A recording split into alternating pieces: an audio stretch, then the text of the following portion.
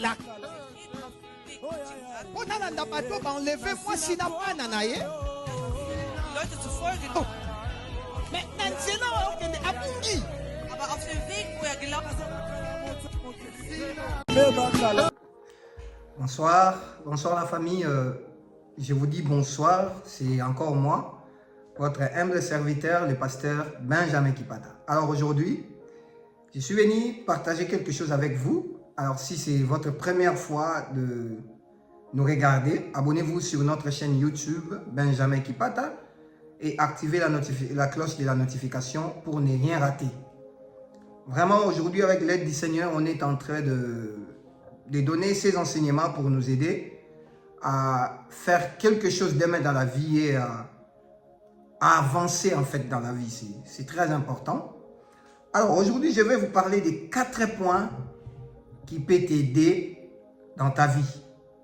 4 points pour bien faire ta vie, pour bien arriver là où Dieu a prévu pour toi.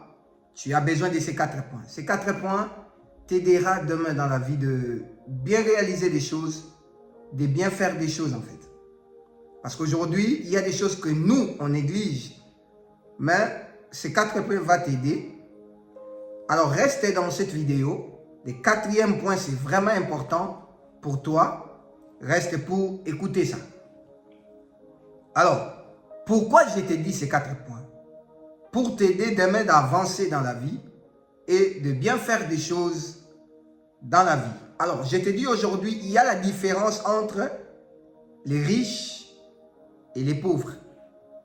Alors, ces deux personnes, ces deux types de personnes, ils ont aussi des comportements différents. Ils ont vraiment des comportements très différents. Alors, c'est quoi le premier point que je vais te parler? La première des choses, les riches agissent rapidement. Les riches agissent rapidement. S'ils ont des projets, ils s'investissent directement. Tu as raison de t'attacher avec des gens qui sont des entrepreneurs. Des gens qui sont des hommes d'affaires. Pourquoi? Parce que ils vont t'aider, ils vont te donner quand même cette idée de bien faire ta vie. Nous, souvent quand nous avons des idées pour les projets des voyages, pour les projets, bon pas des voyages, pour les projets des affaires, on demande à d'autres personnes. Alors les gens qu'on demande là nous découragent. Ces gens-là nous découragent, nous disent, ah non, bon moi j'ai essayé ça, ça n'a pas tenu. Bon, essaie un peu de réfléchir. Mais si c'est un riche, les riches, directement il te dit, ça donne, ça va donner quelque chose, fais ça. Ils te poussent directement, ils réagissent directement. Mais par rapport aux pauvres, nous, les pauvres réfléchissent 7 fois. Si tu veux devenir businessman, businesswoman dans la vie, tu dois t'attacher aussi à des gens qui font de business. Pas à des personnes qui t'entourent, qui ne font rien avec leur vie. Avec des gens qui travaillent normal. Essaie un peu de catégoriser ton entourage. Ça sera très important. Parce qu'il y a des entourages que vous devez parler que des affaires. Que deux affaires. Parce que si tu t'attaches avec un riche ou avec un homme d'affaires, vous allez partager ce qui se passe dans des business. Mais si vous vous attachez avec une personne normale, vous allez parler des gens. C'est ça la différence. Les pauvres parlent des autres, mais les riches parlent des affaires. Les hommes d'affaires parlent des affaires.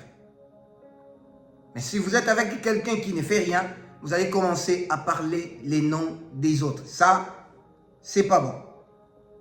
Alors, les riches, s'ils prennent des décisions, ils réagissent directement.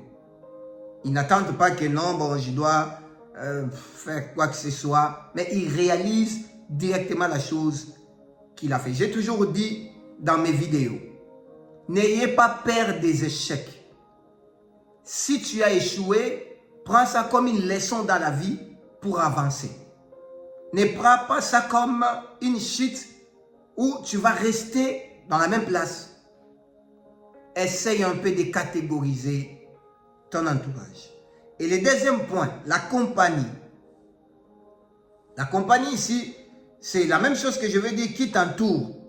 C'est quoi ton entourage? Les riches nous encouragent à aller plus loin. Plus loin.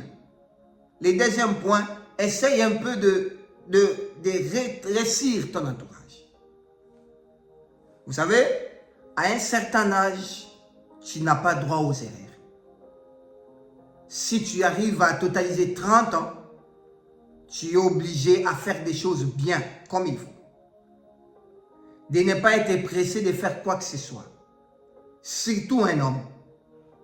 Un homme à 30 ans, tu dois vraiment te battre, ou une femme à 30 ans, tu dois vraiment prendre des choses au sérieux parce que c'est à 40 ans qu'une personne doit réaliser qu'est-ce qu'il a fait dans sa vie. Moi, je me dis, quand tu as 30 ans, il te reste 10 ans pour que tu... La force là, où il te reste 15 ans. Alors, les 15 ans là, tu dois être stable dans beaucoup de domaines. Beaucoup de domaines, même dans les domaines financiers. À 40 ans, je dis bien. Et à cet âge-là, tu peux réaliser quelque chose qui peut te donner l'argent. Tu peux faire quelque chose comme unité de production. Je me demande chaque jour, et je me demande toutefois, qui te dit que tu dois aller étudier dans une université où tu dois faire une formation pendant 3 ans et d'aller travailler que chez les Blancs? Qui t'a dit ça? Tu n'es pas toujours obligé de travailler chez les Blancs. Tu peux monter ton propre entreprise. C'est où le problème? Et beaucoup de gens ont peur de publier des livres, mais ça m'étonne, je me demande pourquoi on a peur. Pourquoi on n'arrive pas à publier des livres, nous? Il n'y a personne qui t'a interdit de publier un livre. Il n'y a personne qui t'a interdit de mettre ton intelligence en jeu. Partage ce que toi tu connais. À un certain âge, on ne blague plus avec la vie. À un certain âge, on se met, on se dit, voilà, il est grand temps que je fasse ça, ça et ça. Il est grand temps que je choisisse mon entourage. À un certain âge, tu ne peux pas rester dans la distraction, tu te distrais pour rien. Non. Non, non, non. C'est pourquoi vous voyez beaucoup de gens, il est âgé, 40 quelques d'âge, mais sa vie n'est pas stable. Être stable, ce n'est pas seulement être marié. Non, non, non. Loin de là même. La stabilité, c'est aussi autre chose. Être marié, avoir une famille, ça fait aussi partie de la stabilité, mais c'est une partie aussi. Mais ce n'est pas ça, être stable. J'ai déjà vu beaucoup de gens qui sont mariés, mais ils sont instables. À un certain âge, tu dois te dire, moi, à cet âge ici, je dois réfléchir ma vie. Je dois me battre pour ma vie. Je dois aller très loin pour ma vie. Je dois aller très loin, faire ça, ça et ça dans ma vie. D'ailleurs, dans ce monde, on n'a pas beaucoup de temps pour vivre. On n'a que peu de temps pour vivre.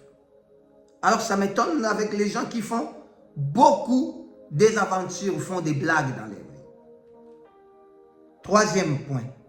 Les riches parlent des idées et des opportunités. Les riches ne parlent pas des autres. À un certain âge, quand tu avances, parle des idées et parle des opportunités. Choisis des gens à qui vous allez parler des affaires. Choisis des gens à qui vous allez, même au pasteur, je m'adresse même au pasteur. Choisissez les gens à qui vous allez partager même la Bible. Que vous n'allez pas parler des autres. Et quatrième point, il faut beaucoup lire et faire les sports aussi. Voyager. Voyager, ça va t'ouvrir l'intelligence, ça va t'ouvrir les cerveaux. Ça va te donner d'autres idées de ta vie. Tu auras d'autres vies de ta vie. Donc, tu auras d'autres facettes. Tu verras d'autres facettes de toi. Allez-y voyager, fréquenter d'autres pays. Allez-y rencontrer d'autres personnes dans un autre pays. Ça va t'ouvrir la conscience. En tout cas, moi, faire le voyager, ça m'a ouvert beaucoup. Ça m'a donné beaucoup de choses. Ça m'a ouvert l'intelligence.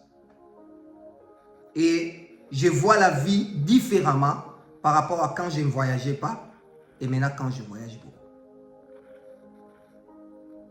Ne reste, si tu es appelé à être grand demain, si tu es appelé à faire beaucoup de choses demain, utilise ces 4 points ici.